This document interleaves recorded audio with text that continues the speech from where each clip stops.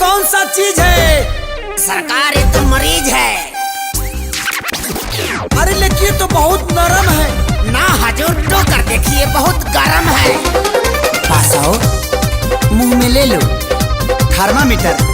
डरो मत बची। ओ लो लो लो लो लो लो लो।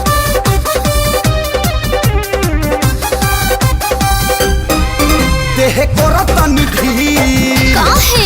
बोला होता कैसन फील? कैसे बताई? देह को रतनी ढील, बोला होता कैसन फील? चोट गहरा बमल हम होत जा जी, आइए ना, समझ सुलझाइए ना। बच्ची आला से भाला हो जाएगा। आवाना लौटी जा, आवाना लौटी जा, आवाना लौटी के तू लहे लहे भूत जा। आवाना लौटी जा, आवाना लौटी जा, आवाना लौटी के तू लहे लहे भूत जा।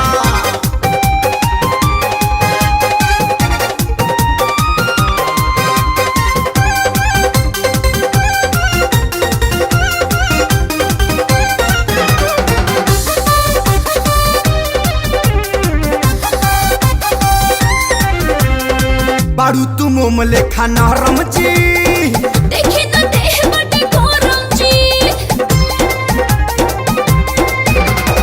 छुआला पर देह लागे हीटर जी।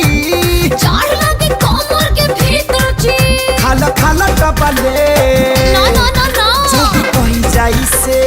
अच्छा खाला खाला डबलेटी जल्दी कहीं जाई से। बाटे लम्हर दवाई लावे, छोट जा छोट जा। तनी पास आइए ना, हाथ से दवा खिलाइए ना। तो मुँह बाइए ना। आवाना लौट जा, आवाना लौट जा, आवाना लौट के तू लहे लहे भोट जा। आवाना लौट जा, आवाना लौट जा, आवाना लौट के तू लहे लहे भोट जा।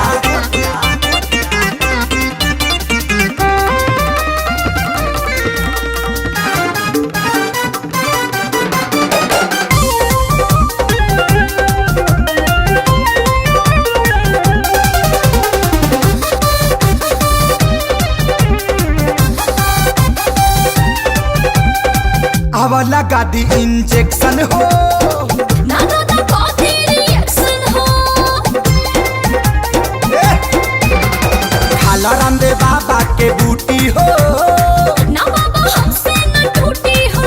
कभी कर जनीला, आज करे दैला। कर दीजिए ना। कभी कर जनीला जी, आज करे द इलाज। सूती कपड़ा भेजा के माथा तोप जा तोप जा। टॉनिक पिलाइए ना, टॉबलेट मत खिलाइए। बहुत महंगा है, बड़ी मार मारेंगे। चुप। आवाना लौट जा, आवाना लौट जा, आवाना लौट के तू लहे